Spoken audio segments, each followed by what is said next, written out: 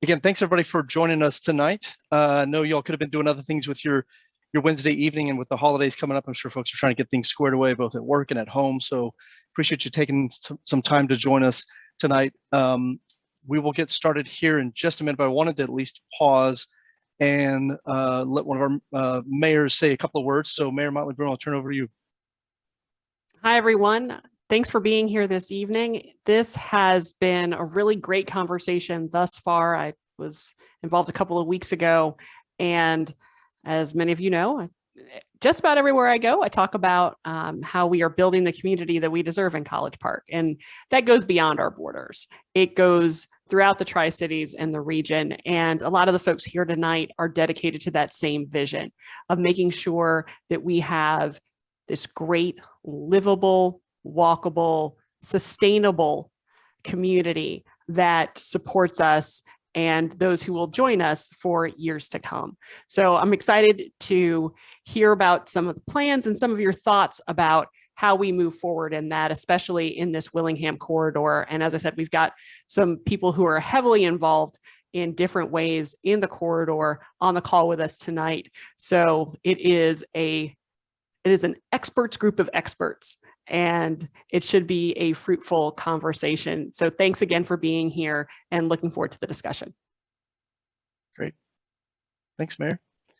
And I know we have some other elected officials that may be joining us, so obviously appreciate them and their support through this process, and we'll recognize them as they jump on.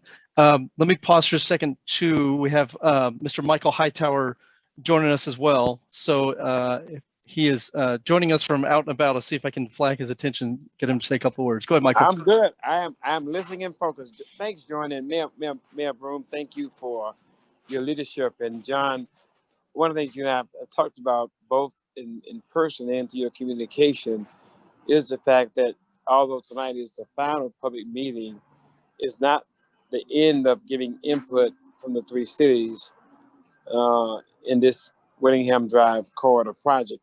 And Mayor Broom, I know when you first got elected, one of the things you talked about was finding the Flint.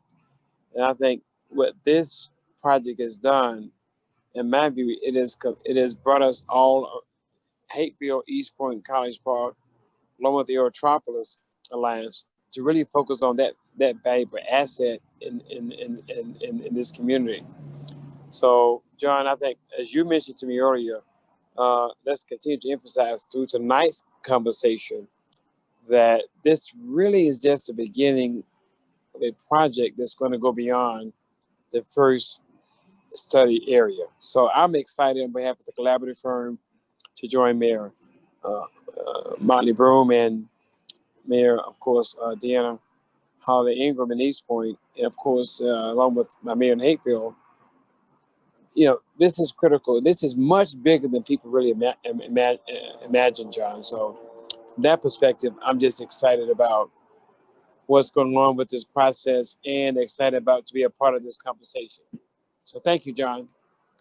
Yeah, appreciate it, Michael. Yeah, and as Michael's saying, I mean, definitely not it's the end of this part of the conversation, but really kind of shifting gears and moving forward and thinking a lot about how we actually get this done and move things to reality. So we'll be talking through some concepts and ideas tonight, but conversation is going to kind of end tonight on implementation, and that's really where things will pick up once this wraps. I'm going to hand it over just a second to Katrina Highsmith, who is helping run the meeting tonight, just to cover a couple of ground rules so y'all kind of know what's going on, and then we'll get to it. Thanks, John.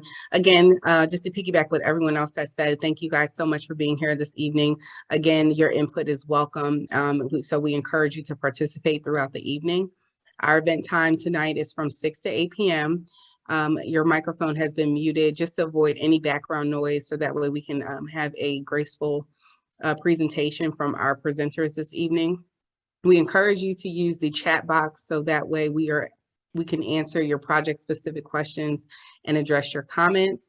And again, we will address as many comments and questions as we can during this time period. Your input is welcome, so please participate as much as you can. If you're watching the Zoom platform, those of you who called in, if you can email us in some way, you can definitely check us out on the project webpage, so that way you can still provide input as well as the meeting will be recorded this evening. So if you miss anything or if you have to leave early, we understand, and we'll make sure that we post all the information from tonight's meeting on the project website. And that is the Willingham Corridor Improvement Study. You can easily find that online. John? Great. Thanks, Katrina. All right, so let's start moving forward. We got several things we want to talk to you all about, and so want to make sure and be respectful of everybody's time. So here's the agenda for tonight. We've already kind of covered the welcome, and you can see what we're going to try to talk through here over the next hour plus. Want to recap the process real quick. Some of you, this may be your first time kind of hearing about this. Others may be helpful just to kind of know where we are and sort of how we got here.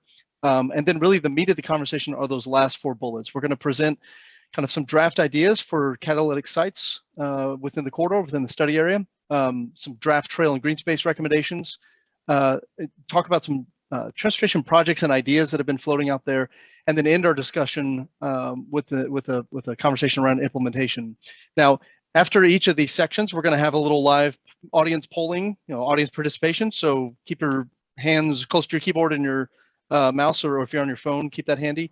Katrina's going to pop up some polls as we go through here, and want to hear from you all, and we'll have a little bit of discussion after that. So we won't have like one section for Q&A. We'll try to break it down into a couple of spots sort of as we go. So keep an eye out for that. Appreciate your participation ahead of time.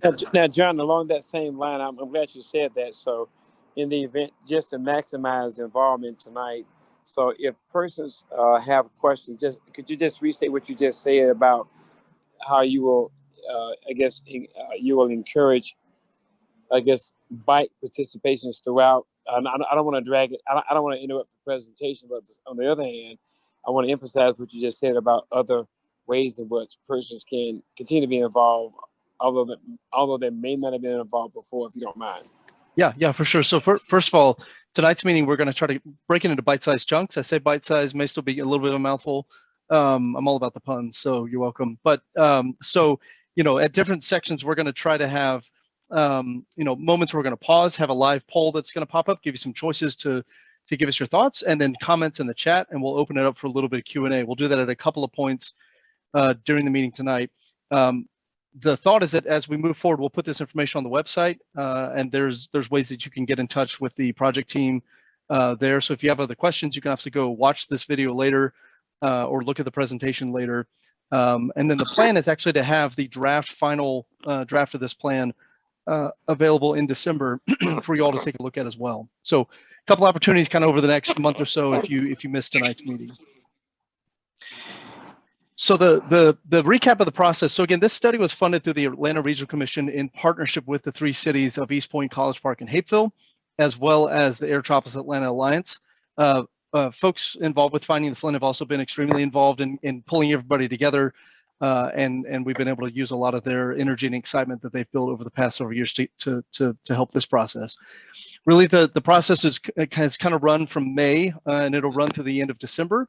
And you can kind of see several of the steps along the way: kickoff meeting and corridor study, public survey that was back earlier in the summer and kind of ran through the end of the summer, had a series of stakeholder meetings and stakeholder interviews, as well as several public meetings, including tonight. And again, as I mentioned, the final draft plan coming together in December. So kind of a quick process, and then coming to a quick finish here toward the end of the year. Okay, so we're going to get right into it. And again, if you have any questions, feel free to put those in the chat. We'll try to pause as we get to any of those points along the way to make sure that we have those. But again, keep an eye out for some polls and opportunities to comment here coming up soon. So on your screen is a map of the study area. And just to orient yourself, Willingham Drive and Central Avenue are coming right through the middle of your screen. This kind of dark line that kind of is enclosing an area is sort of the rough boundaries of the study area. We didn't want to use that as a hard and fast boundary that you're either in or out. We're not going to look at anything outside of it, but we wanted to at least make sure we were somewhat focused on the corridor. Just to the north off the screen is downtown East Point. Just south off the screen is downtown College Park. And then, of course, just to the east off the screen is downtown Hapeville. So this area touches all 3 of the cities. It gets close to the city of Atlanta. It includes a lot of different interesting stakeholders and partners within this area.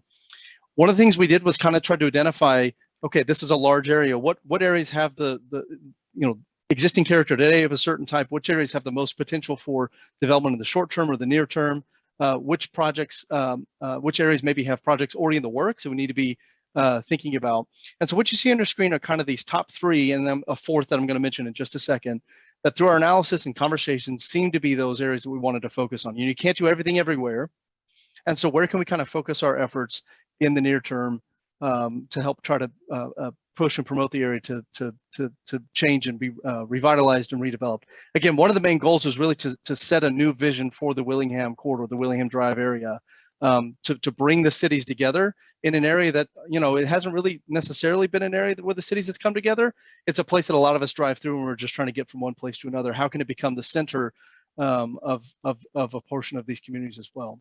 And so what we're going to walk through here next are some concepts, some ideas talking that we've come up with for areas 1, 2, and 3. I want to pause just for a second and talk about area 4. We've kind of labeled as a challenge area, put that in air quotes. This is the old Owens, Illinois manufacturing site. Tremendous opportunity for some sort of reinvestment, some sort of redevelopment, reintroduction of jobs to the area. There's a lot of conversations going on with that site right now.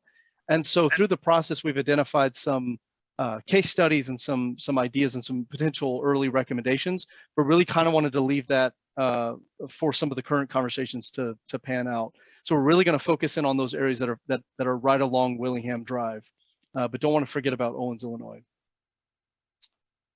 Okay, so we're going to move ahead. One of the first things that came out as we started to talk about this study was identifying some goals. One of the key goals was really to carry on this conversation about the Flint River, about the idea of having some additional connectivity through this area, and really kind of starting to think about, is there a way to connect folks along this corridor other than just by car? And I'll be honest, when we started the process off, those of you that are very familiar with Willingham Drive, I mean, it's a challenging corridor from a right-of-way standpoint, from the amount of utilities and easements and things that are in the area.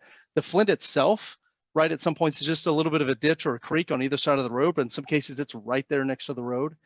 And so the idea of doing any improvements and kind of weaving that in and out here seemed like a challenge at first, but as we've gone through the process, as we've talked with different property owners and different folks along the corridor, we've actually maybe identified that this is something that's a potential we need to kind of drill down on a little more. And so what's interesting is we found ourselves at this point where the Flint and this potential Headwaters Trail, as we're calling it, maybe become this new thing that this whole area can really kind of organize around, that the community can kind of refocus its attention on this area with new development or new parks sort of attaching to this spine that sort of connects through.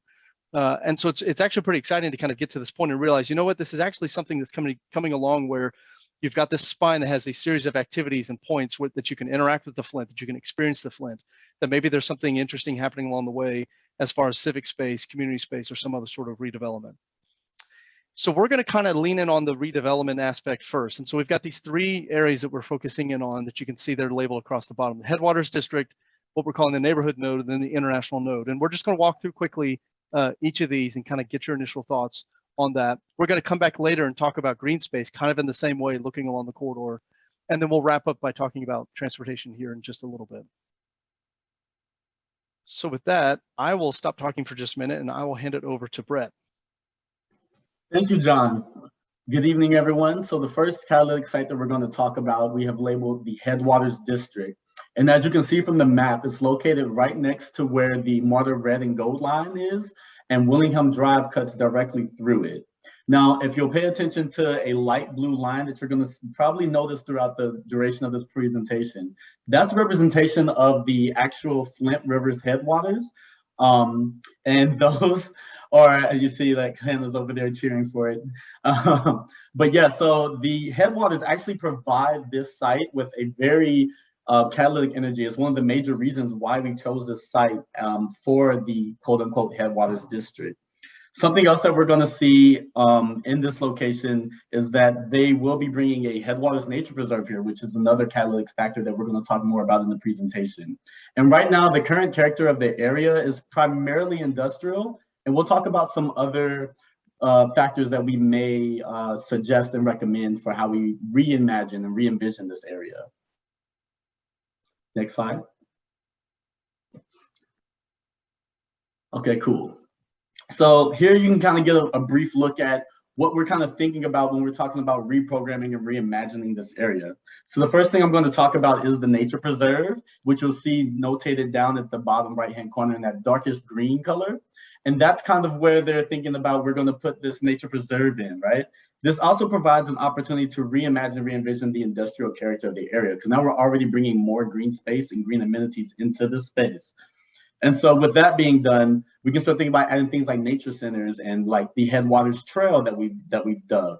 And these trails will serve multiple functions, primarily to add further connection to the area and further increase the green space and green opportunities to increase like the healthier aspects of like engagement with the community, right? And if you follow those trails up to the upper left-hand corner, you'll see like this red L shape. Within that red L shape, we have a purple outline of what we've labeled the Headwaters Creative Hub. And this Creative Hub provides an opportunity for us to create a communal space. And so some of the things that kind of influenced our designation of this space are looking at different projects in the Atlanta area, like the Met, where we've seen more repurposed industrial spaces, or things like if you've ever been out to the new Chattahoochee, the Works facility out there, where they have that food hall available. And within that, we're looking to start kind of bringing the community together and give them a space where they can do multiple things, a nice diverse group of mixed uses. We're talking about things like creative spaces, offices, maker space, food halls, breweries, event space. And then we're looking into that remainder of that red L shape, where these spaces now become more facilitated throughout that space. And then we primarily give a chance for things like food trucks or other commissary uses. And a thing that came up in a lot of our conversations with the community is that people would really like to see a brewery come into this area. And then this kind of brings us back to that trail, those Headwaters trails that we mentioned earlier, right? So now we have more connectivity, where now we have multimodal impacts and pedestrians actually have access. So you may be able to get to these spaces now if we implement these new recommendations, where you won't even have to get in your vehicle to get there. You can simply take a walk or a bike ride to these different places in the community. And then passive park space and things like that, right up to the upper north of these spaces, also increase the green amenities there. And something else that we'll talk more about as we go through the presentation is the Marta Bridge mural, what we've labeled, if you look towards the intersection of Willingham Drive and Main Street, where it provides an opportunity for an increase in public art and creative amenities for the public. Did I miss anything there, John? No, I think that's good. I mean, I think that the as Brett was kind of saying, the two centerpieces really are the nature preserve coming in on the green area here, which again is planned and underway, and hopefully we start seeing some ribbon cutting and some shovels turning some dirt and some things being installed there soon. So that's exciting. That is the catalytic project really for the whole area. And then as Brett mentioned, kind of in this L shape, if y'all can see my cursor and the purple building, the idea here is that there's a lot of vacant or underutilized industrial buildings, and not all of them necessarily just have to go. Some of them could be repurposed as something really interesting. And you see a lot of this in West Midtown and other places, South Atlanta as well. And so our thought is just, here's a location where you can bring in some uses that maybe these aren't the types of uses we want on our main streets immediately in our downtowns, but they're the type of things that we'd like to see generally in our communities. Again, thinking about maker spaces and artisans, artisan workshops. Breweries are great. Breweries are industrial uses, and so maybe you don't want that right next to a residential neighborhood. Maybe you don't want that right in your downtown in some cases. And so that's kind of our thought here, is that there is industrial today. It probably hangs on to some of that industrial character as you go forward. But how do you start to introduce this, what we've kind of been calling industrial adjacent uses? Maybe they don't mind being next to industrial and you don't mind being next to them. And they start to introduce some other interesting uses that are a little more retail in nature. And then Brett mentioned the food truck park and commissary, but we all love going to different things, especially outside of COVID. So be glad when COVID's over, we go back to some of this. But you have those food truck festivals, it's great. Well, those food trucks have to go somewhere. They've got to have their home base where actually the workers and everybody can kind of stage the vehicle, they can prepare the food, they can do everything else. And so a lot of times they're looking for space. And our thought is, what if we helped congregate some of those here? One, it supports kind of small businesses and restaurant startup and entrepreneurs. Two, maybe we build in a ready-made set of food trucks that we could actually host in the community in this area. And so that's the thought of some of what's happening there. Brett, I'll roll to the next slide. You can kind of talk through this. And so here is some pictures kind of exemplifying the things that me and John just discussed, right? So you have your different food truck plazas and the festival space and just different representations of what these things may look like and possibilities of programming for the site and the area.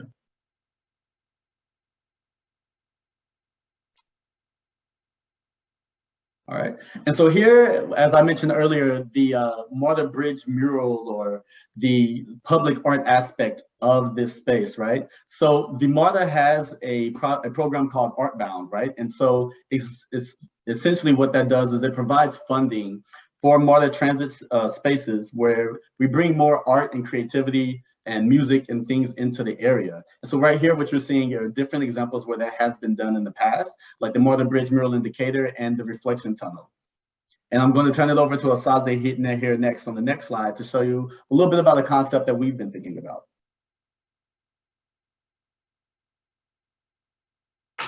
Hey y'all, so again, just building off of the things that Brett mentioned in terms of like having a creative hub and what that might look like. So this site here is the former Claire's building, which is a vacant industrial building, and it's right next to the Marta Bridge, and it's located at the gateway of Willingham Drive. So again, this would also be close to the Headwaters Nature Preserve, and it's just a good opportunity for reusing this industrial space into a creative makerspace type of situation.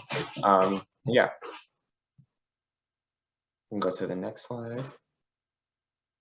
So re-envisioning what that area could look like, we have something like this. So again, pulling in several of those elements that we mentioned before. We have the Marta Artbound Bridge situation right in the back. I'm moving my cursor like y'all can see my cursor, you cannot. Right in the back, you can see the bridge reimagining, having some kind of art application could really just liven up the area strongly.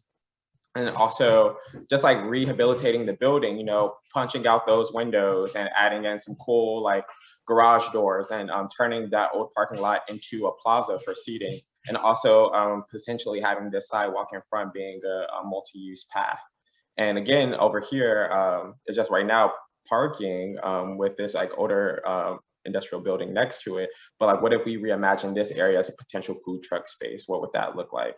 And also way in the back, you can see the little brew tanks because we could definitely incorporate things like that. Like Brett was mentioning the works at Chattahoochee and also like the Med, which is right off of Murphy Ave, close to West End, like have all done things like this, having mixed uses between creative, co-working spaces and also areas to shop and eat and play and all those things are something that are all possible in this area here. Great, perfect. I see some comments and questions coming in the chat. We'll get to those in just a second. And so, you know, this is meant to be kind of an example of what might be possible. This is one building, one area, but this could be applied to several places within this district. There's several buildings that actually kind of have an interesting character. If you kind of blur your eyes a little bit and kind of imagine another use for it. This one just happens to sit right at the gateway from Main Street into the corridor, and happened to be vacant as we started this process. And so easy for us to imagine what's possible when the building is empty and waiting to get some love. So we're going to pause there, and this is going to be the first chance for audience interaction. We're going to do a quick poll, and then we'll do a little bit of comments and Q&A, and so we'll get to some of your questions in a minute that have been coming in. So Katrina's going to tee up the first poll for us here.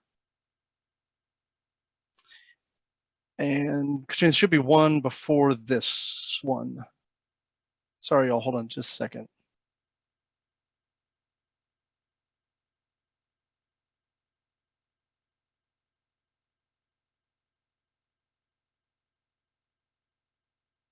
It was on the second one. Yeah, it was on the second one for some reason. This should be the first one, right?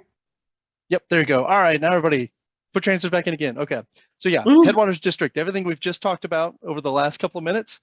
What are your thoughts? You really like it? Yeah, it's okay. Dislike it or not sure? Need a little minute to think about it. So some time to respond.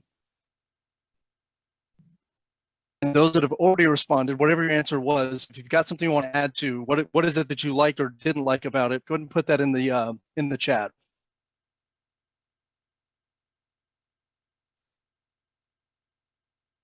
Anything that you especially liked?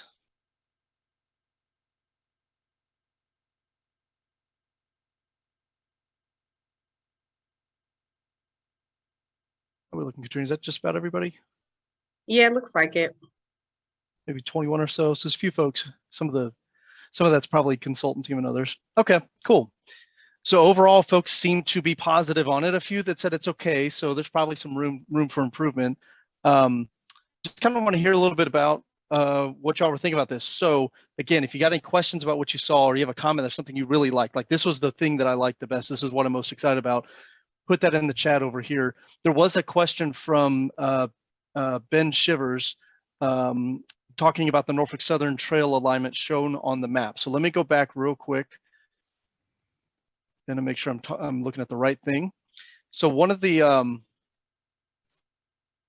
I don't think I drew on the screen. I think somebody on our team may have accidentally drawn on the screen. Here we go. Sorry. All right. So one of the interesting things, and Brett was mentioning this before when he was introing all this, you have the potential of actually having kind of the intersection of several planned paths kind of happening right here by this hub, by the old Claris building. And so as he mentioned, you have the opportunity that folks could actually bike to and from here and not have to get in the car. Actually, somebody could bike to and from here to the Marta station and get to some other different part of the region altogether, or come here to work and not have to have a car. So these three arrows that y'all see on the screen, there's one going north, there's one coming along Willingham, and one coming south. This one coming south was included in a College Park study a couple of years ago, and it's proposed to be what they call a bicycle boulevard, essentially improving East Main Street to include either a cycle track or bike lanes or other things to make it a nice, welcoming environment for bicyclists and pedestrians. The line along Willingham, we'll get to in just a minute, we'll come back to, is essentially a proposed Headwaters trail that we seem to have some room where we can squeeze in a multi-use path along portions or all of Willingham. As we were looking at this, we kind of just looked the other direction and started thinking north, and you've got this piece right along the rail line, right along Marta, that seems to kind of be left over.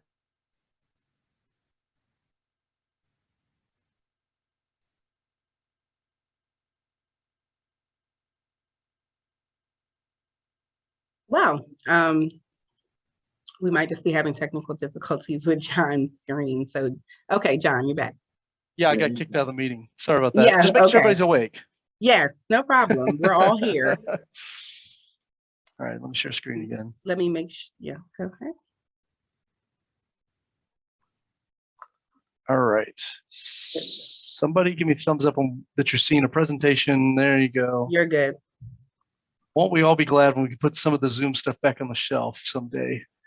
All right, let me move you all over here where I can see you. There we go. All right.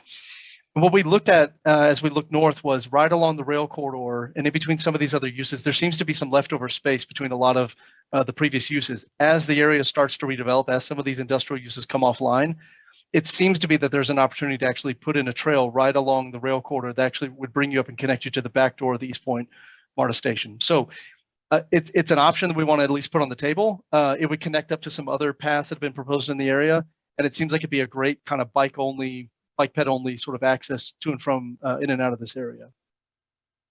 All right, I lost my chat window. Let me pull that back up so I can see any other questions that have come in.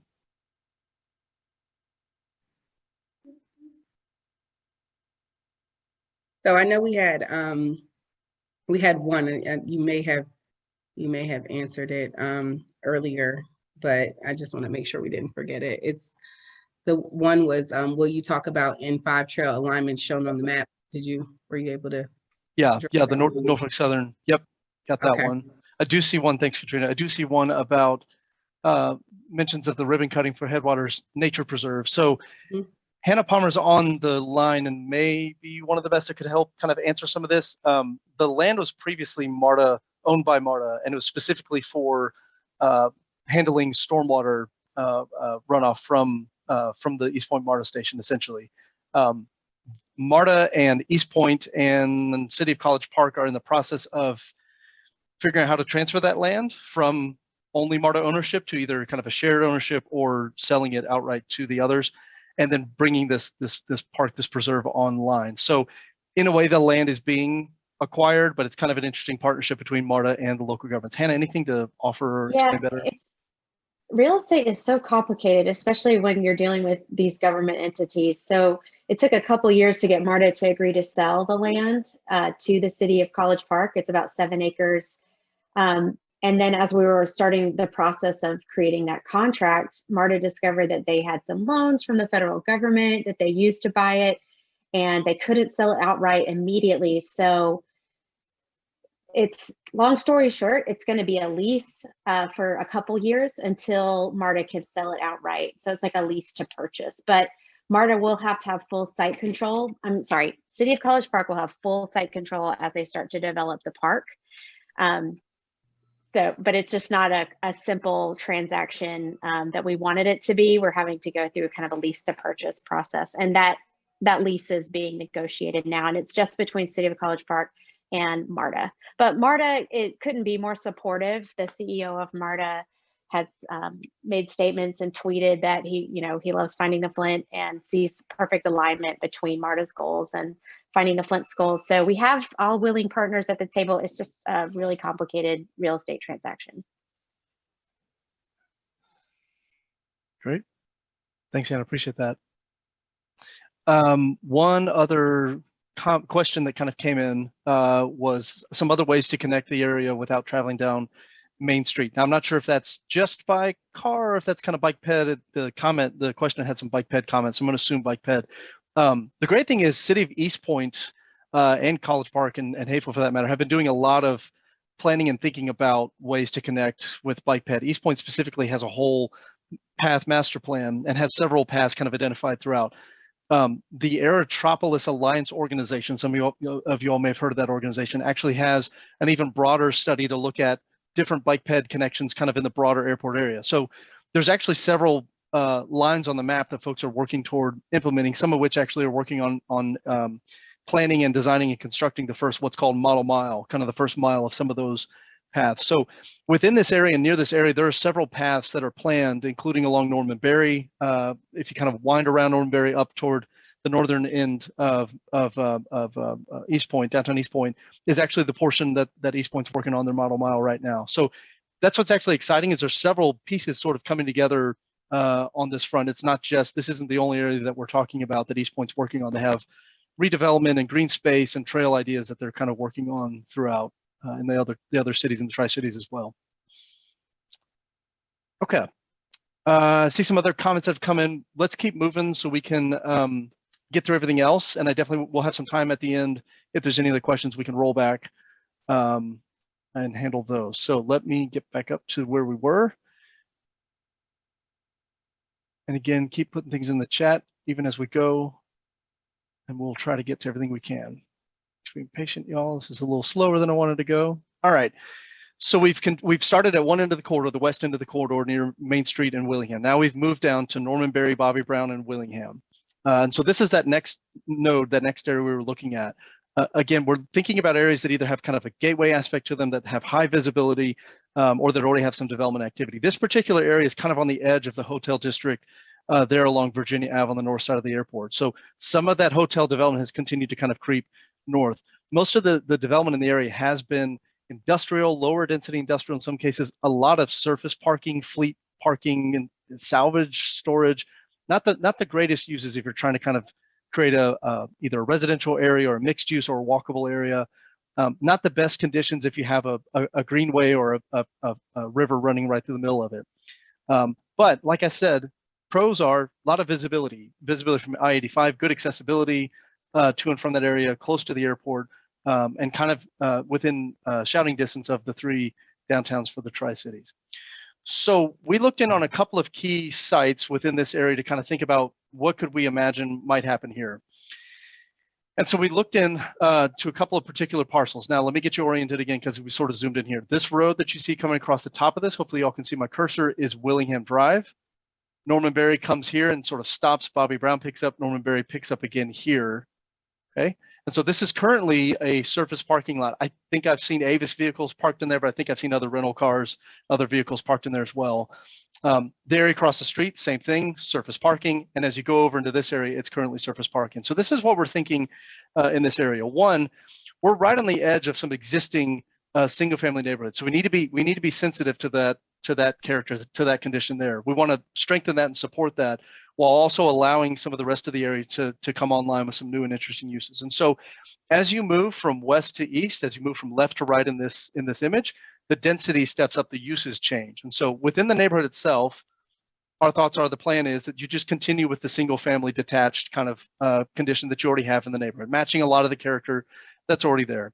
You'd have a bit of a green buffer and a transition to kind of buffer the existing neighborhood from what begins to happen as you move further to the right, with some townhomes and multifamily as you get closer to Norman Berry, Bobby Brown. You jump across, and this is where it gets pretty interesting. The Flint River has been kind of running north of Willingham at this point, and right near this intersection, it actually comes through and crosses to the south. And that's, you can see in the dotted blue line, roughly where it is, not exactly. But when it gets on the right side or the east side of Norman Berry, Bobby Brown, it actually is daylit. It's above ground. It's not piped. You can actually walk along it and see it, really for one of the longest stretches on a single piece of property kind of in this area. And so we thought this presents a unique opportunity to provide kind of a trailside, creekside type development where a lot of these developments could actually maybe, yeah, they have their front door on one side, but maybe there's something interesting happening on the back. It's not just the back. Maybe there's some sort of interesting amenity space or something there. The other thing is, this is, one of the things we want to do along the corridor is celebrate the Flint wherever we can. And so it's easy with the first one. We've got the Flint Headwaters Nature Preserve that's coming online and all the great stuff that's going to happen there. In this area, we want to do a couple things. One is thinking about stormwater within each of these developments as being a little more than just collecting stormwater until it runs off.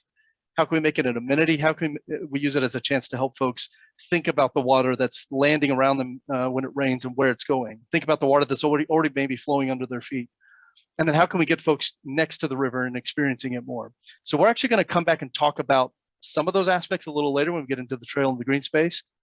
But a high level, again, to kind of present the concept, we move from single family to townhome, multifamily, jump across the street, hotel, and then some commercial type uses. Blue dotted line is the Flint. The orange line is the proposed Headwaters Trail. Any questions in the chat? I see a couple maybe. There was one about, would you mind pointing out where the nature preserve starts and ends in reference to Harrison and Bobby Brown? Where was that addressed? Yeah, so good question. The nature center is actually, and the nature preserve is actually in the previous concept. So I can roll back there in just a minute and show you kind of where that is. It's closer down to, Hannah, help me with the cross streets. I think it's Elm Street. It's Willingham and Elm. It's kind of the intersection where that's located. And Plant Street, which I will take this opportunity to point out, used to be named New Spring Street because the springs of the Flint are there. So it's further toward the east. Yep. Well, I'm happy to roll back there in just a second and show you all that. So this is another chance to pause and let y'all noodle on this, think about this, and then Katrina's going to launch our second poll to get your initial thoughts on this. Let me actually, Katrina, there's one more slide. Let me do this real quick before we launch that. So this is kind of the plan view, and these are kind of the words. Let me show you what that might mean from a development standpoint, density and height and other things. So again, thinking townhomes, both traditional, maybe something that fits a little more with the kind of, industrial character, multifamily in appropriate places, kind of away from the single family in those cases, or maybe higher traffic intersections. And then what we mentioned was like this trail oriented development. Now you see this along the Beltline, but you see this in other cities and other places as well. And so there's really an opportunity here to do something pretty unique and pretty interesting within the metro area, right here within this area. So now with that, I will stop. And Katrina, if you want to launch the second poll, kind of get folks' initial thoughts.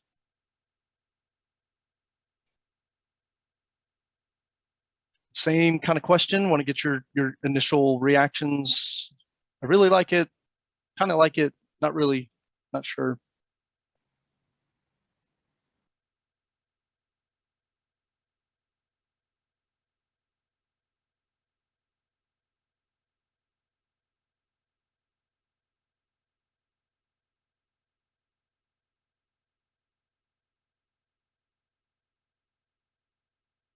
starting to slow down a little bit.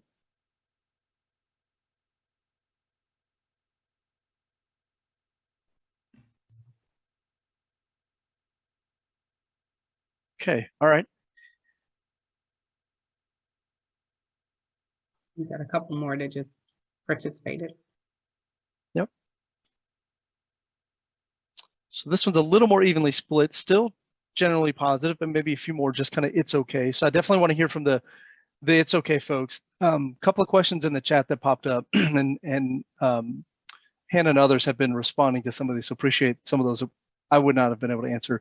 There's one question: are we talking about digging to make a man-made river? So no, that's actually a great question. Hannah went off video for a second, so hopefully she's still nearby and can kind of hear this. So the river is actually already there.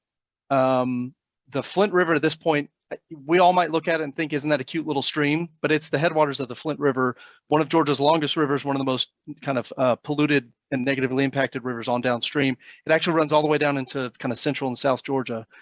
Starts right here, kind of in the East Point in the Tri-Cities area. There are portions as you drive along Willingham that you can't really see because it's piped and it's underground, but there's several points where it actually is what we say daylit, and you can actually see the stream and see the water running. In this portion that's should be showing on the screen right now, you can actually see it. You can see the creek, you can see the trees and the shrubs and everything running next to it. So while we're not talking about digging a new stream, what we're talking about is actually enhancing it, kind of improving the area around it, adding some space around it for additional green space or stormwater, and then providing opportunities for folks to actually experience it, kind of get up to it and walk along it and enjoy it a little more. So that is a great question. See, so, Hannah, we just helped somebody find the Flint. Let's see. And I see some comments about wanting to see, there's some comments, different comments actually about kind of density, wanting to see some more starter homes, density maybe being okay. You know, one interesting thing I do want to say is there's a couple of things. One is the reality is with the land prices where they are and the types of things that we want to see in our communities, we sometimes need to think about trade-offs. And so we don't want to just give everything away, right? We don't just want to allow density wall to wall anywhere at all costs. But at the same time, a little bit of appropriate density in the right place can actually help us do some different things. And so in this case, if we allow some extra density to happen in some of these places you see on your screen, the hope would be that what happens is we're allowed to actually claim back some land for green space, for buffers between some other uses like single family that we want to protect. It allows us to claim back some land for stormwater and green space and other things to help kind of protect and enhance the Flint. So it's a series of trade-offs. So if you see any density on here and you're kind of halvesies on it, totally get that and agree with that. It's a kind of a conversation, I think, for the communities and the cities to go forward. This is a concept of an idea of what could be possible, right? An actual development proposal would have to kind of be worked through when and if that came in. But this would at least start to convey to the communities and to the development community what you all would like to see. Okay, why don't we'll keep moving. And so we will get to our last catalytic area, and Osaze can jump back on and walk us through this one. Hey all, so again, this is area 3, which is located near the key roadways of the corridor. It's right adjacent to 85. There's a strong airport hotel market here because obviously the airport is right in the area, and that has already been spread a little bit. Development activity is already underway. There is a new hotel, and there is already talk about the old Delta site, and there are a lot of things that are already in the works in this area.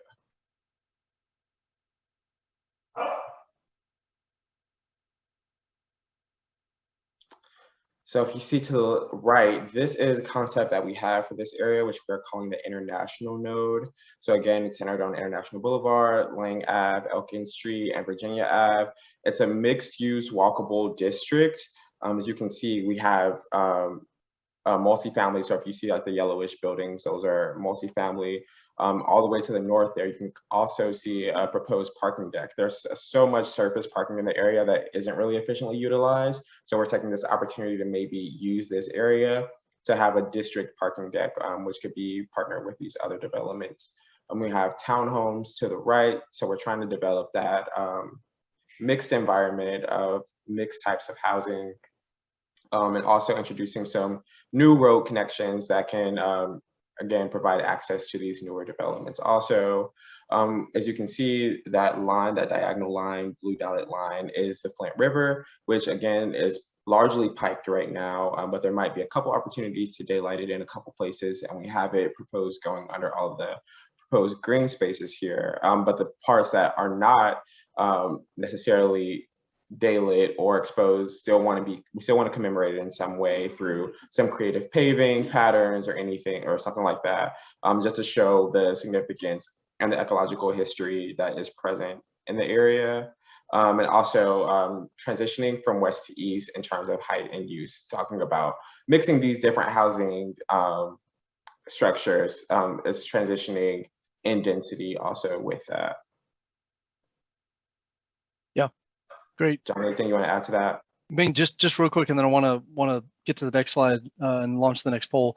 Y'all remember there's a former Delta Tech Ops building kind of in this area, and it's labeled here toward the top of the screen. And this building's been vacant for a long time. The current owner is in the process of renovating and getting it kind of up to, hopefully up to what current standards are that folks would be interested in. And so we hope to see that building re-inhabited and used.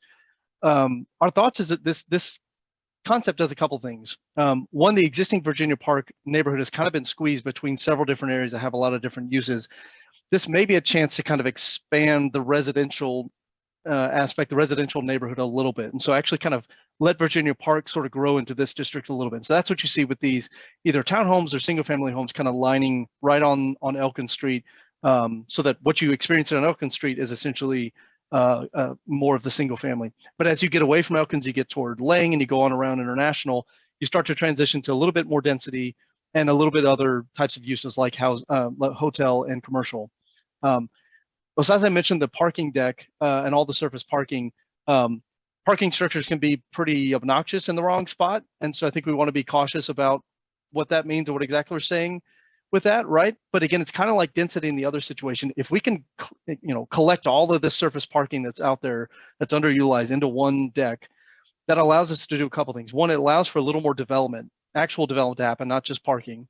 It also maybe gives us the opportunity to claim back some of that surface parking as green space. And so you see, so as I mentioned, portion of this is actually daylit right now. That's this line here.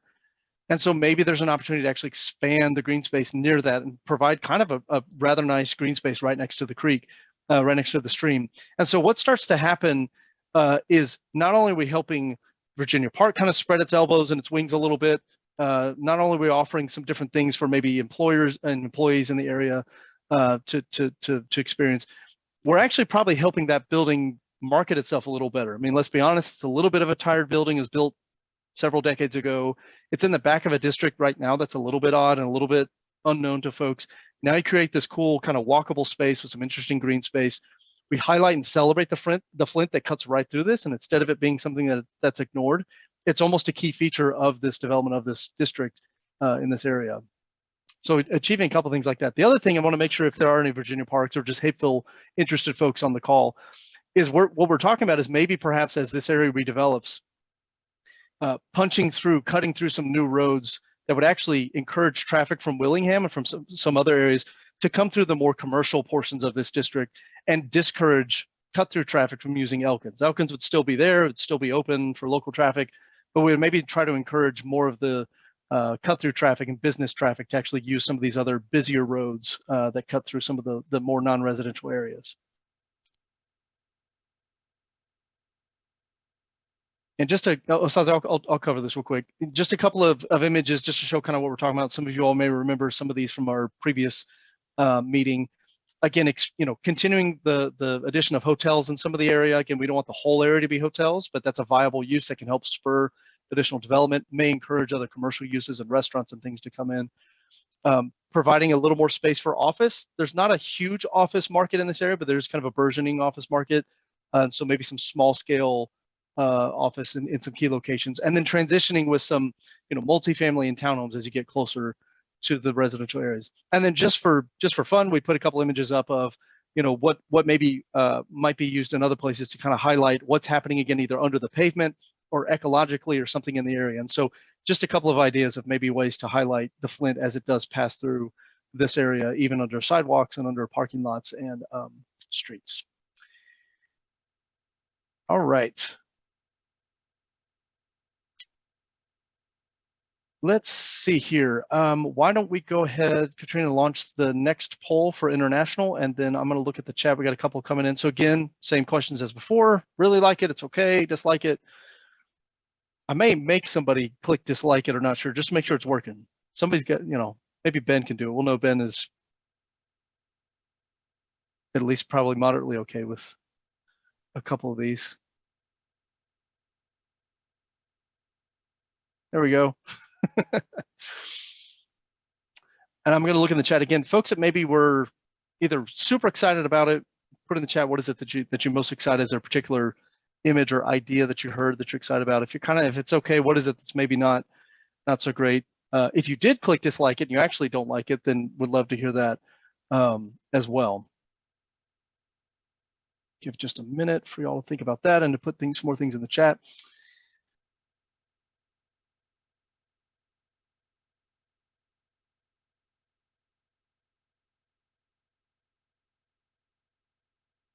So there was one question or kind of a comment about not seeing much kind of in the way of less dense housing, and want to make sure and kind of reiterate a couple of things.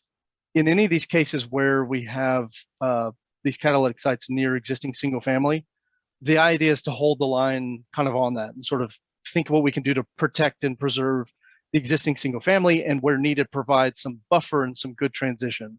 Don't want development kind of creeping into the single family neighborhood, obviously, and don't want things that are towering over nearby existing single family. And so any of these, you'll see kind of a transition, kind of easing into the density, so that as you get far enough away from the single family, more to kind of the non-residential commercial areas, is where you start to introduce some of these other uses.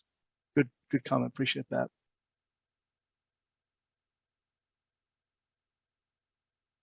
Okay.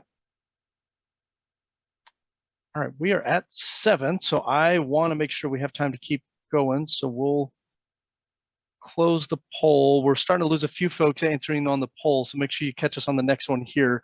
So we're going to transition a little bit now, and we're going to shift. We've kind of been teasing you about Headwaters Trail and some green space and other things like that. We're going to shift fully over into talking about that now. And so I'm going to hand it over to Carlos Perez and Nick Stevens with Perez Planning and Design, and I will let them take it away from here. Thanks, John. Carlos, you wanted me to start, right? Yeah, go ahead, Nick. Okay. Yeah, so I mean, as has been mentioned numerous times, we are interested in implementing a trail along all of Willingham. It has been proposed in the past, and that was kind of one of the first reasons why we were looking at it. But also, it's just, if you've ever been out on the corridor, you're aware that the vast majority of Willingham in this area has no sidewalks. So one thing that we think about when we think about planning trails is that they really can have multiple benefits. And obviously the first one in this instance would be providing that kind of critical infrastructure for pedestrians and bicyclists and any other users of active transportation, scooters, and even rollerbladers. So, and then the second potential benefit would be kind of the economic benefits, economic development incentives that can be created. Obviously in Atlanta, everyone knows about the Beltline, but I think even in the renderings we've seen tonight, you can kind of see how having a really nice sidewalk type amenity that's a very large sidewalk can kind of spur interest in the development that's on the street. And then the last one is actually creating opportunities for ecological improvement. And that might sound a little counterintuitive if you're thinking about installing a 10-foot concrete path, but I think this corridor really shows kind of a great example of how while the path could be constructed, there's just tons of potential to implement green infrastructure and stormwater plantings and swales, and even potentially kind of constructed wetlands in certain locations that could really do a whole lot to deal with the stormwater issues. If you look at the map here, you'll see that the kind of light shaded green area is actually 100-year floodplains.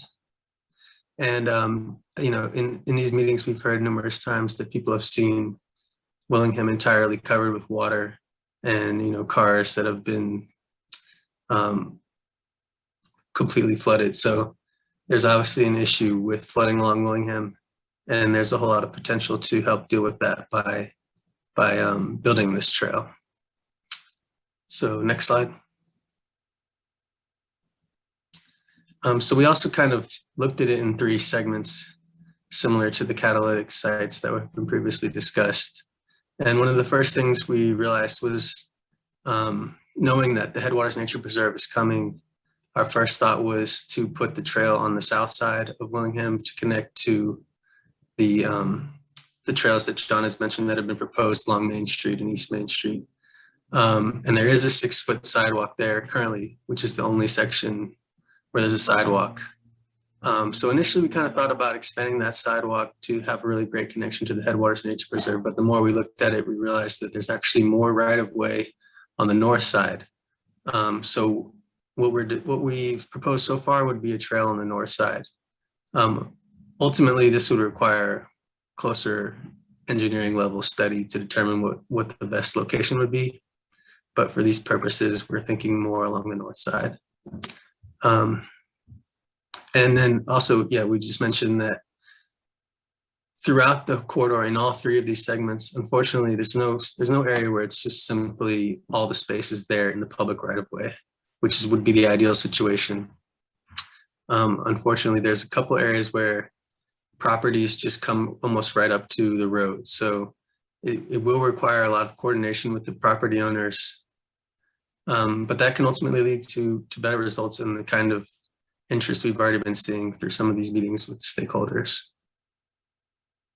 The last thing I'll mention is in section 3, it would require a bridge over I-85, which would be a costly expense, but it's not something that's totally out of the realm of possibility. There's already numerous examples in the Metro Atlanta area. The Path Foundation built one just a few years ago over I-285 as part of the Stone Mountain Trail. And there's actually one further south of here that Path recently installed as part of the city of Noonan's trail system. Next slide.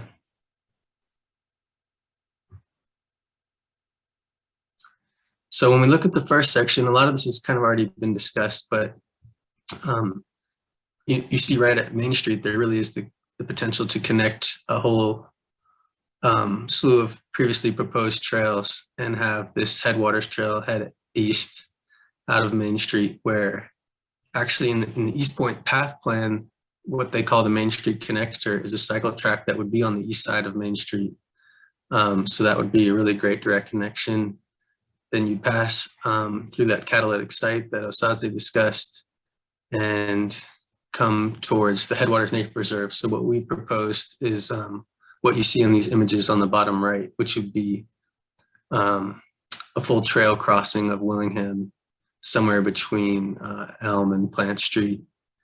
And, it's not ideal from a biking perspective. Obviously you'd want to just be able to go right into the preserve without having to cross the road. But on the other hand, this kind of infrastructure can provide, can reduce speeds along the street, and obviously would provide a lot of safety for pedestrians trying to get from one side to the other. The other thing I forgot to mention is there are numerous bus stops along Willingham. So implementing this trail would really could potentially help, Marta improve some of these bus stops and get them into ADA compliance. And the last thing I guess we can mention is the expansion of the nature preserve and the extension of that 6-foot sidewalk that is on the Woodward property would just, again, contribute to much improved pedestrian conditions and could help spur that economic development or the potential for a kind of nature center if the preserve was expanded to those parcels in the northeast corner.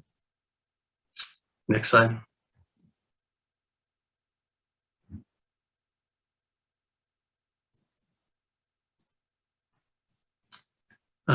So this has pretty much been discussed. In case anyone hasn't seen it, this is the latest rendering on the left for the nature preserve.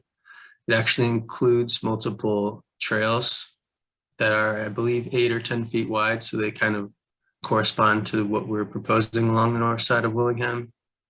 And where you see that So there's two parking lots they're proposing. One is right on the western boundary, and then one is a little smaller parking lot that actually includes some parking for golf cart sized vehicles, and that is kind of where we could envision the pedestrian hybrid beacon crossing, because then you'd have direct access onto one of these proposed trails. It has a nice bridge over one of the headwater streams and then snakes through the whole property.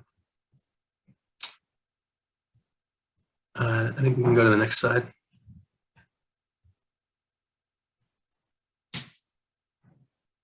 So then this second segment, moving east of Magnolia Street, is actually in pretty good shape for most of it in terms of adding the trail on the north side. There's a couple places where it appears that property owners might be infringing on the right of way, but overall, there's a good amount of space from Magnolia Street to Bachelor Street, and then just at Bachelor Street to Norman Berry is where there's really not enough space because the Flint River moves from the south side of Willingham to the north side and becomes daylit right east of Bachelor Street. So there is the potential, though, to coordinate with those property owners and really kind of create a neat linear green space with the trail on the north side of the stream there. And then, of course, there is a lot of discussion about the Georgia Power substation and whether it will be continued to be used as a substation. But obviously, if those parcels opened up, that would create a whole new opportunity.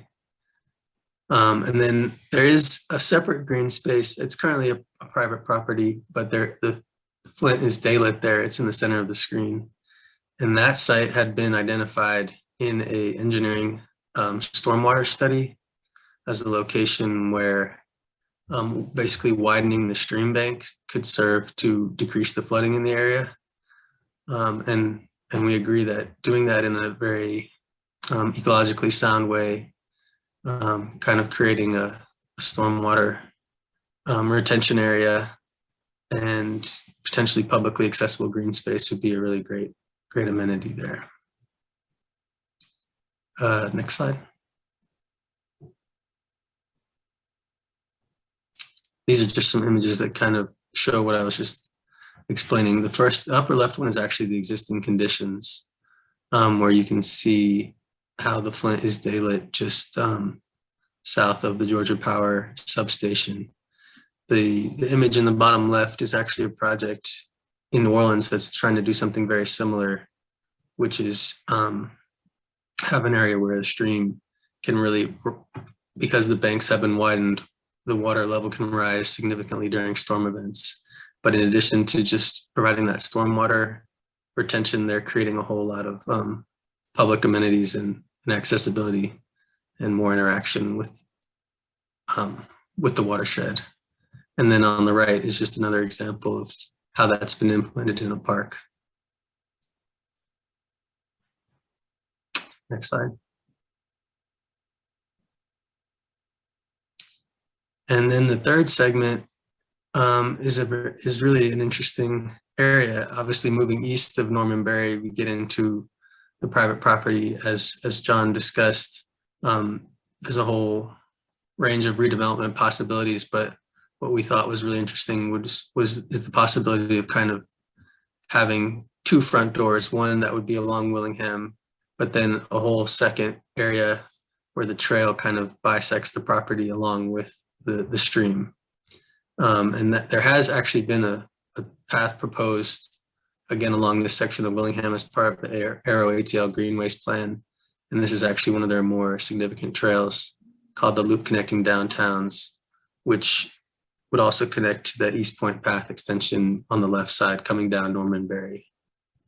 So instead of just having that trail go along Willingham, we're really seeing it kind of following close and tight to the stream and just continuing that kind of interaction with the green space and the actual pretty well forested area along the stream in this section. And then, of course, as I mentioned, we'll have to cross I-85. The bridge that crosses as part of Stone Mountain Trail is actually in a very similar orientation where it's just directly adjacent to Church Street, another road. So they were able to just kind of sneak it in there, which is probably something similar would have to be done.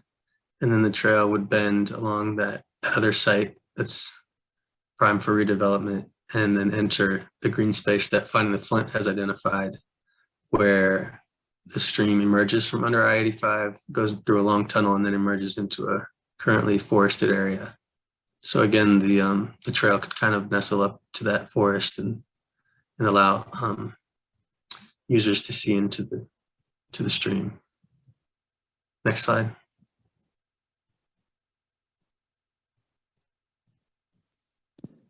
So we wanted to just pay a little more attention to this particular site. You've seen this site before when John shared it with you from a development standpoint, but we wanted to explore a little more from a green space standpoint. As Nick mentioned, there's an opportunity that we see that the trail and the creek can become that unifying element along this corridor where we have development start facing it and paying attention to it and putting eyes on it. We also believe that there's an opportunity here for any development or any future development that happens within this area for it to be done in a very low impact development style. So something that puts water quality and environmental protection at a very high level here. And also we believe there's an opportunity to maximize some of the development on the north side of the creek by creating a essentially stormwater or floodplain park on the south side of the creek. And if you go to the next slide, you'll see some images of what some of this may look like, right? So for example, from a low impact development standpoint, it could start with having some pavers and stormwater treatment plants in the parking lots, looking at the roofs of the building and having some plantings on that, so green roofs, creating the constructed wetlands and that southern part of the creek along with the trail. And then even just a cool idea, right, of having some kind of tower where folks could go up the tower and see this area from a higher vantage point. If you go to the next slide, you can see just an illustration of what this could look like, right? This is an area in this particular study area where we're facing north here, but you can see its area is very fenced in, existing parking lots. In fact, when I was taking this picture, I had razor wire right behind me. And there's also barbed wire to the left of me here as well. And the creek is literally under me at this point. There's a bridge right now that is in this location. So just an idea could be, turn this into what you'll see on the next slide. Carlos, let me pop back real quick to show folks kind of where this is in your concept. So where Carlos took the picture was kind of standing, if y'all can see my cursor, roughly in this area, and there's just two surface parking lots. And then if y'all know this, it's the back door to the DoubleTree. I don't think you can actually use it when you cross over the creek. So Carlos, like he said, snuggled up to some razor wire kind of right here and is looking north toward Willingham. So this picture that he took, and then I'm about to show you the next one, second, is looking north to Willingham. So Willingham's kind of where this row of trees are, and the DoubleTree is going to be behind us a good ways, and he's almost standing on top of the river crossing right now. All right. So just an idea could be that we really open up the creek at this point and provide views and access to it. Start encouraging future development to orient to the creek and therefore the trail. Look at opportunities to create that restoration, restabilization along the banks, and use this as an opportunity to include the trail on here with some environmental education opportunities, and really just trying to green this as much as possible, right, from a tree planting perspective as well as from other plantings as well. So I think John, this was the last slide that we had from a green space perspective. But again, this is just some ideas that we came up with on how green space might be able to be integrated throughout this corridor and serve as that unifying element for all these different areas. Cool, great. Okay, hopefully y'all are still with us, still awake. Audience participation again. So Nick and Carlos walked through the trails and the green space, and so we want to stop and just kind of get your thoughts. Let's focus specifically on the trail though, because that's kind of a sort of a big deal. There's kind of big questions about, can we do it, should we do it? And then these green spaces along the way really kind of help show what's possible and what we can start to stitch together to have kind of a unified corridor that starts to connect to these different places. So Katrina, if you want to launch the next poll, and it should be on the trail, should be in the title. There we go. So we'll give you all a minute to respond to that.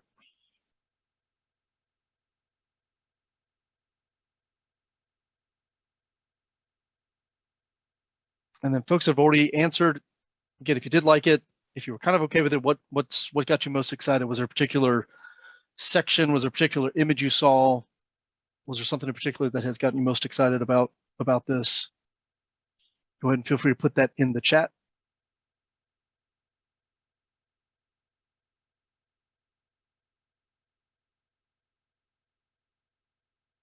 Looks like we're slowing down on folks responding.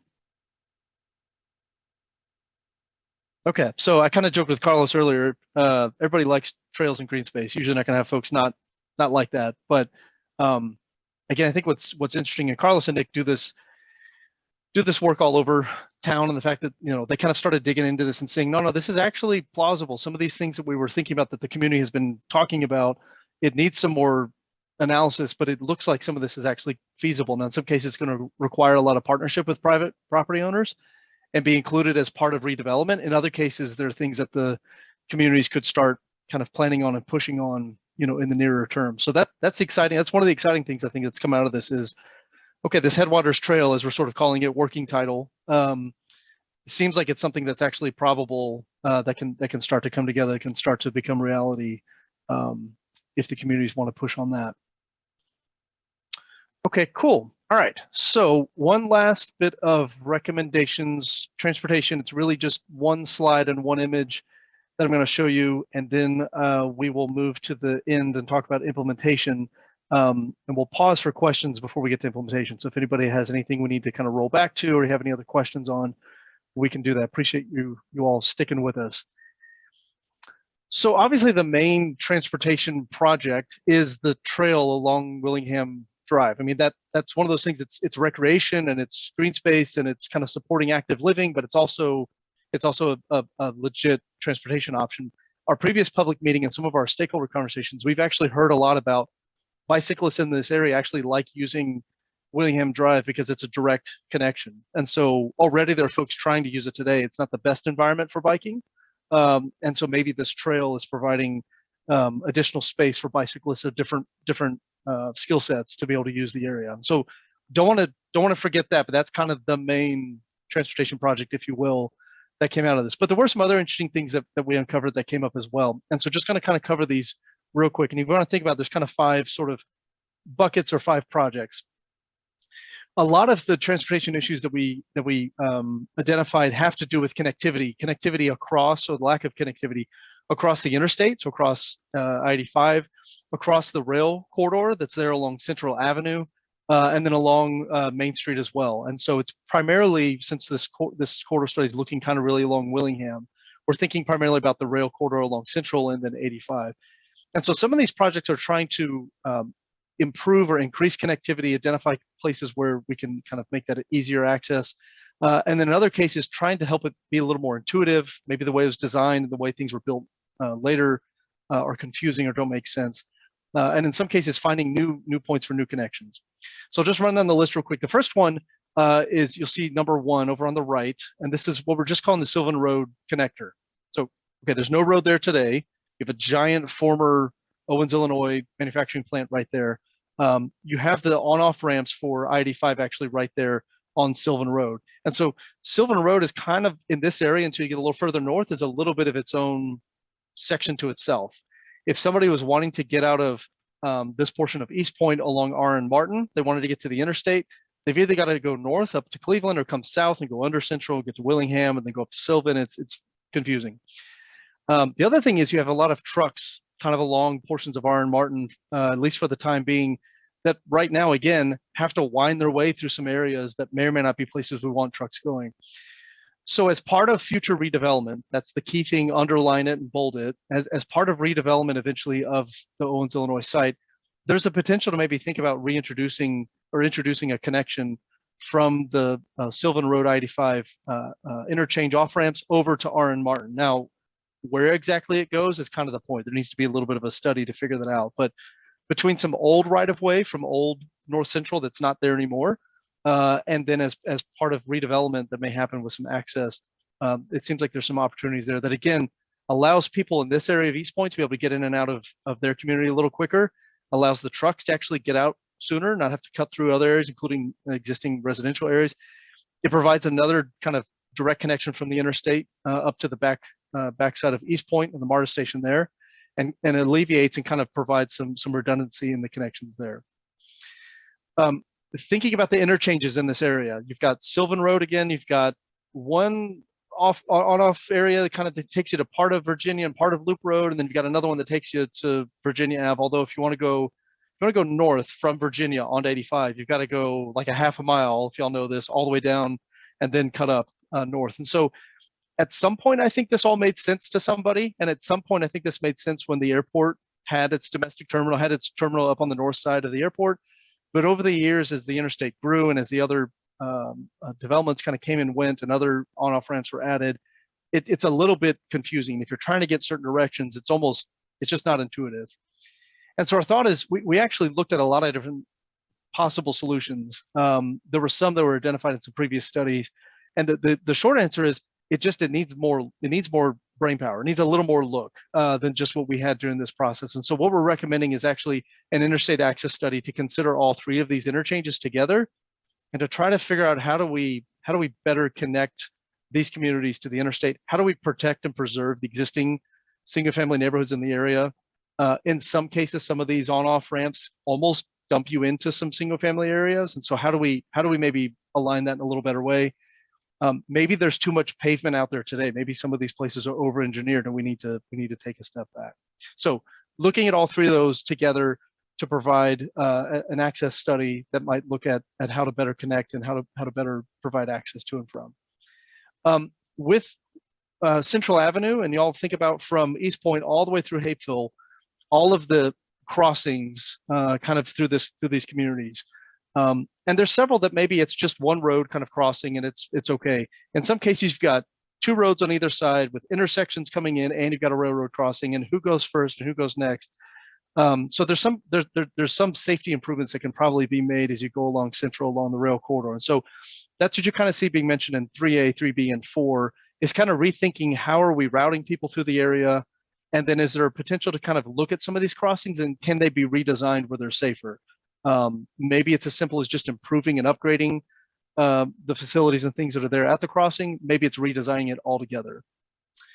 And so that's kind of referenced in those. And then finally, Nick mentioned the bus stops in the area. There's actually a fair amount of bus stops all scattered throughout this area. There's several MARTA bus routes that come in and through and connect across.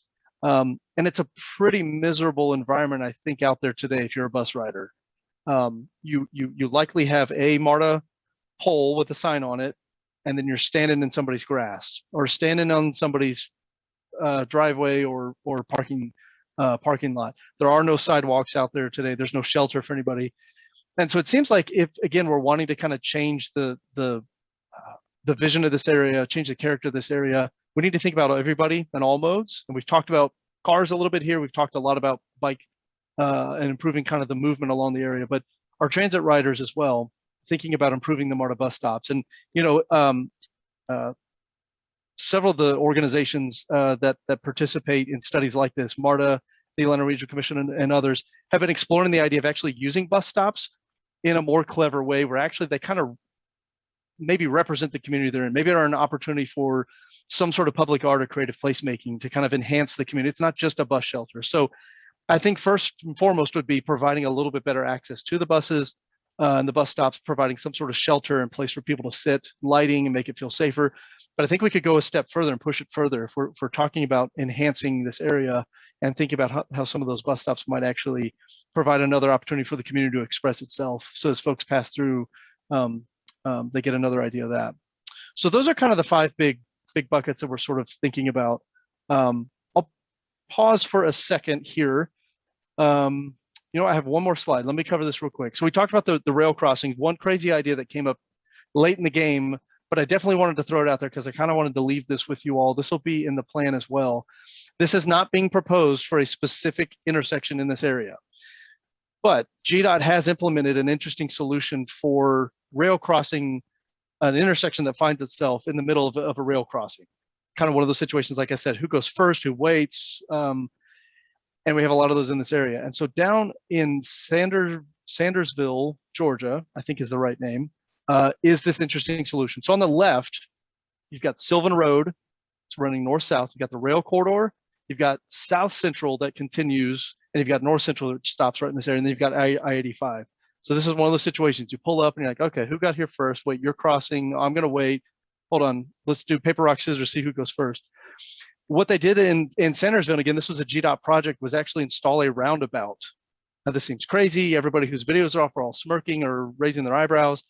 This was a GDOT supported project that actually improved the safety and the function of the intersection when a train wasn't coming through. And when the train come through, normal arms went down to kind of stop everybody, and it functioned just like any other rail crossing. And it seems to have settled a lot of the problems, a lot of the safety issues, a lot of the crash issues they were having in that area. And so we at least want to put it out there because what we want to do is have folks kind of think a little bit bigger and better about what we could do here, and what an interesting application and solution that might also kind of, you know, raise the impressions of the area and kind of be a little bit of a gateway project for the community as well. So again, not specifically recommending this, but want to put it on the table as a potential when these rail crossings are studied later. All right, so now I will stop and want to pause and see, one, if there's any questions about any of the transportation items I just talked about, or anything else we've kind of talked about before we move to implementation, which is going to be the last thing that we talk about with you all. And Katrina, folks can feel free if they want to raise their hand and come off mute, and we can kind of keep that for this last phase here when we move into implementation.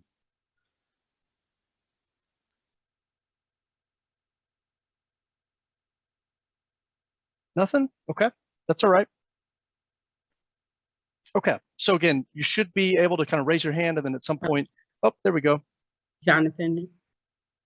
Hey, this is kind of a boring question, but I came in late and would like to be able to catch up on some of the earlier slides.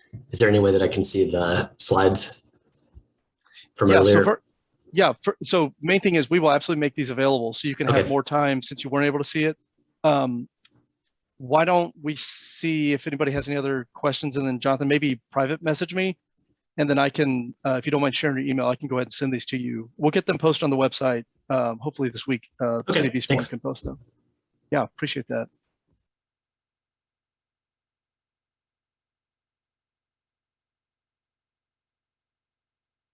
Yeah, Ms. Baker, go ahead. Yeah, so going back to the question regarding another, not a different, but another entrance to the Willingham Drive besides Main Street. I'm aware that Norman Berry is there, but there's got to be something in between. I walk this city all the time. I walk Main Street. I walk Willingham quite cautiously. I walk Norman Berry, so it would be good to have something in between there as another way to access that area that's not, you know, a mile or two apart. Yeah, that's a great point. Yeah, as far as kind of actually getting from the neighborhoods and the community to the corridor, another location other than Main Street or Norman Berry. Yeah, that's good.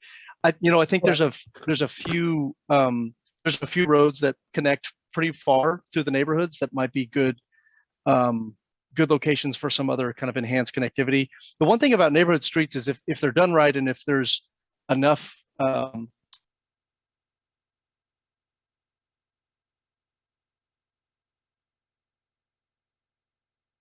facilities, and that may be the case in some of the neighborhoods. In other cases, I think safety is probably an issue.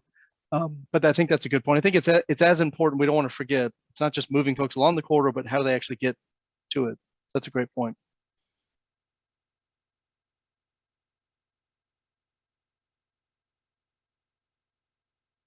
Any other questions, clarifying or otherwise?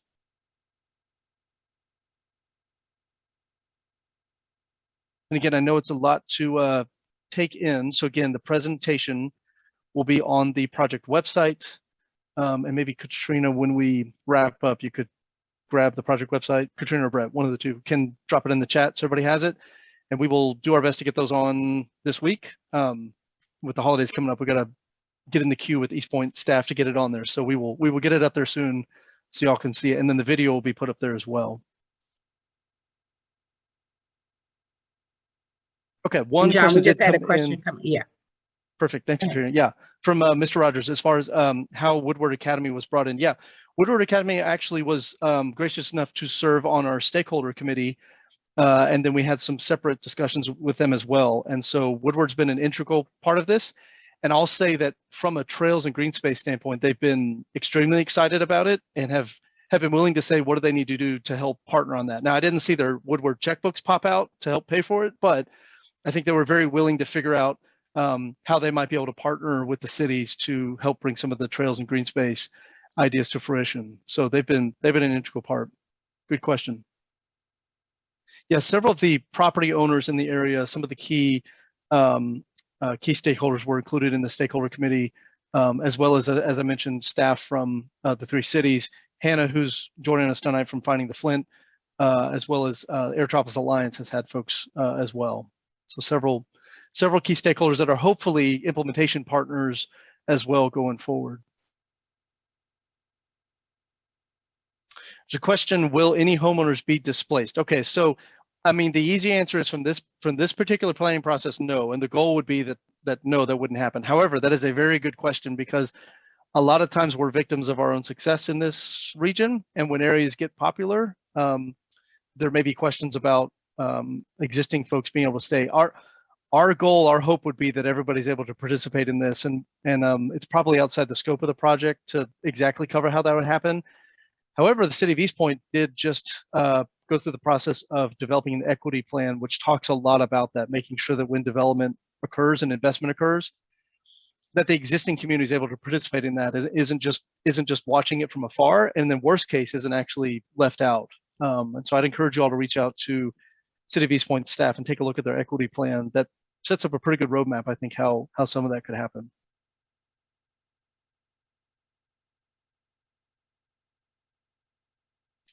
Okay, why don't we go ahead to the next slide, and I'm going to talk through this pretty quickly. Katrina's going to launch the last poll here in just a second, and then we'll have a little bit of discussion. Then we'll be done. Let y'all get on with your evening. So, lots of cool, interesting pictures and concepts and exciting ideas, and that's great. That'll be in a digital booklet or a physical booklet, but so what, right? And as Michael Hightower and I kind of were talking about at the beginning, now comes the really the fun part. This is when you start actually putting these things together and lining them up for action and for implementation. So this plan, when it finishes, will have an implementation plan that identifies a lot of things that can be done to bring this vision into reality. However, you can't do everything at once. You can't do everything everywhere. Now, luckily, you've got 3 cities, you've got several other implementation partners, like I mentioned, around. So maybe we can walk and chew gum at the same time. Maybe we can walk and chew gum and try to snap our fingers, actually. But we still need to be strategic and we need to prioritize. So what I've done is put on the screen not every idea and not maybe the best explanation of every idea, but a couple of these key projects that have to do with a lot of what you've just seen on the past several slides. And what we want to hear from you all here is the last exercise is maybe what do you think is the most important next step? What's maybe the most critical thing that the cities should be doing? If they're going to collaborate on something first, what should it be? Now let's assume that the Headwaters Nature Preserve is happening, right? It's already underway, it's got partners. Let's assume that that's going to happen. What you see up there is maybe thinking about what's next for that piece, not just the first phase. But as you step through this, you see some things related to economic development, some things related to placemaking. You heard about the Marta bridge and wall mural. We didn't mention this, but the idea of kind of organizing some public events around some of this. So some community events, whether it be you all familiar maybe with the Streets Alive festivals that happen up in City of Atlanta, or a Flint River festival that celebrates kind of, again, the Flint River and all the communities that connect along it. Zoning changes to support redevelopment, transportation we walked through just a few minutes ago.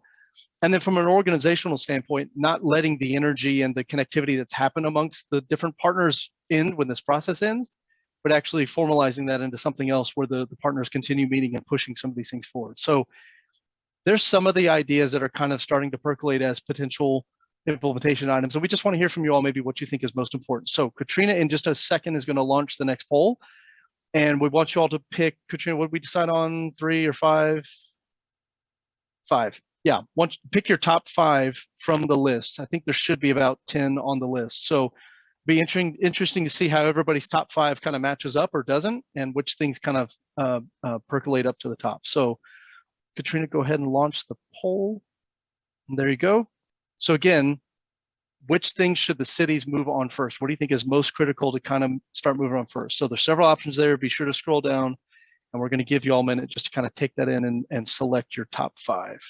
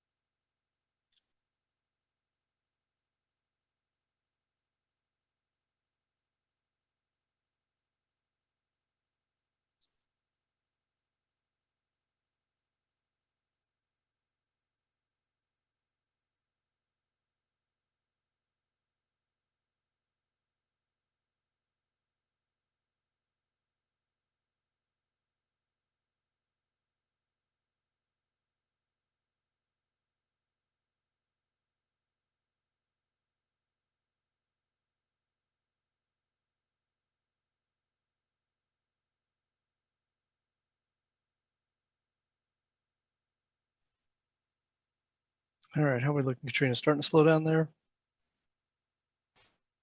No, Yeah, it's up. people are A few more still. coming in. I know it's a Yeah. lot to take in, so we'll give you just another couple minutes. Should say a couple seconds.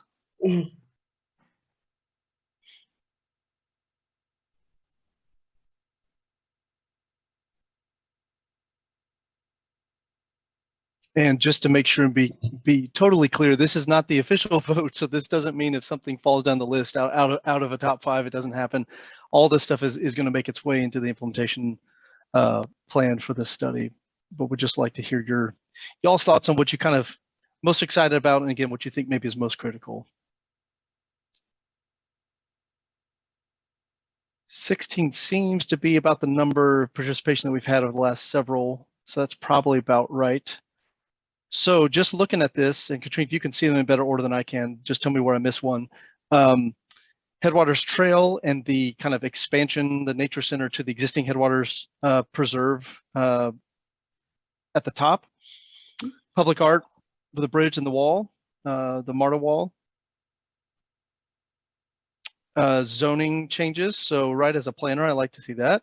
And then I think I see several after that between the Headwaters Creative Hub and the Willingham Task Force, and then some of the others kind of lining up after that. Okay, so this is the last part of the meeting. Would really love to just hear thoughts from you all.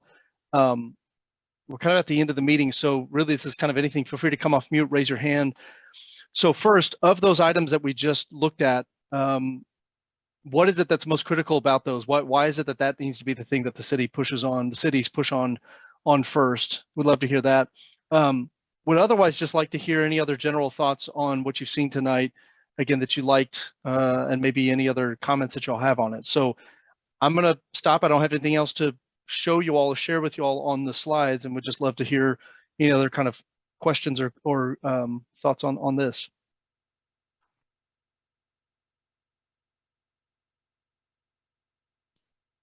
And again, you should be able to raise your hand and come off mute. Can you show that list again? Yeah. Or the results? Yep. Just a second.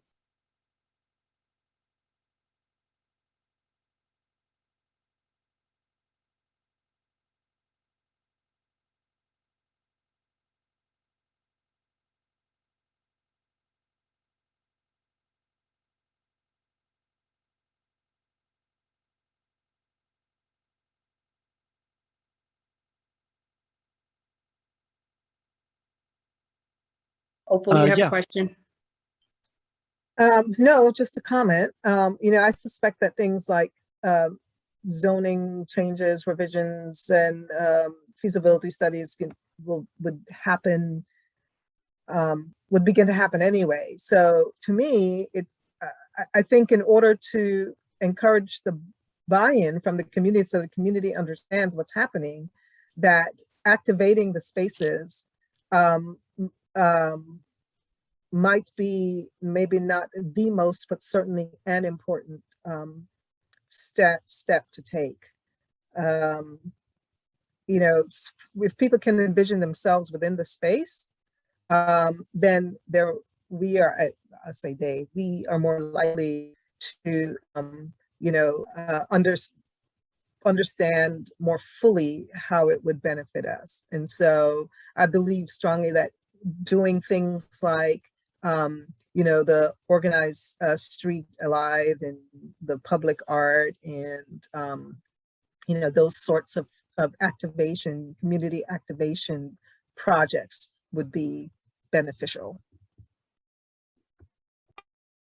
I like the phrase community activation, because a lot of times we talk about in planning space activation, but I like community activation, right? Because it's about getting, like you said, getting folks into the space and envisioning themselves there. That's again the exciting thing about the Headwaters Nature Preserve is at some point in the near term, right, we're going to actually have something like that in our backyard here along the corridor. Great. There's a question in the chat. Can you put the nature preserve map back up and point out where Harrison and Bobby Brown are in relation?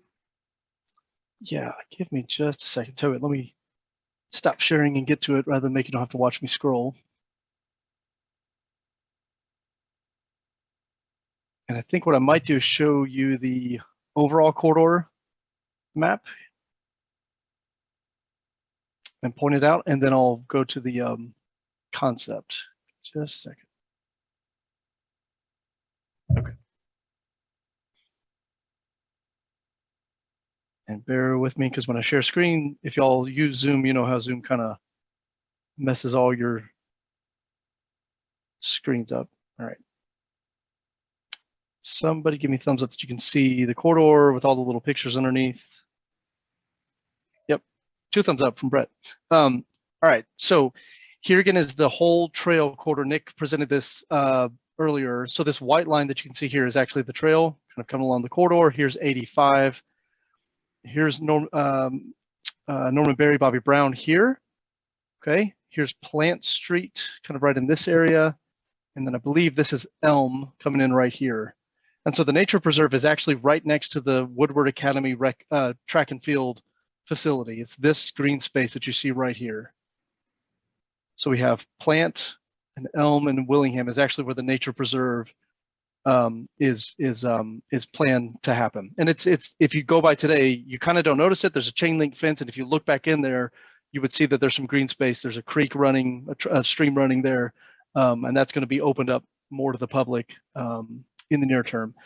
Some of what we talked about was maybe what could happen sort of just across the creek on the same block with some eventual maybe strategic acquisition and partnership with some other folks. And so that's what we highlighted on, there's a zoom in of that. So again, yeah, Elm Street, Plant Street, if y'all can see my cursor moving, and here's Willingham. And again, this green space here right next to the Woodward track and field complex is what we're referring to as a Headwaters Nature Preserve. And this at least was the latest we saw of a concept of what they're talking about. And so again, access to it with some parking, and you can see some trails being introduced and some improvements within. There was some additional landscaping, but generally the plan is to keep it natural, keep it in this space where it can still provide the stormwater capacity, stormwater relief that it does today. It'll have to kind of preserve that aspect of it going forward.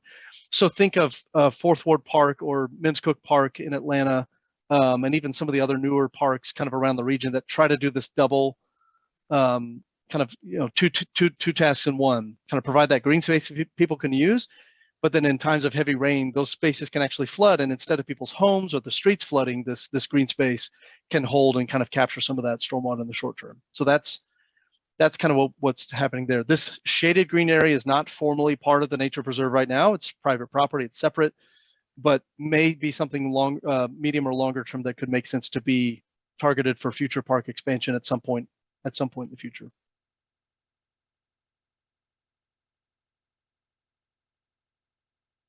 Okay. Any other questions or thoughts, parting thoughts?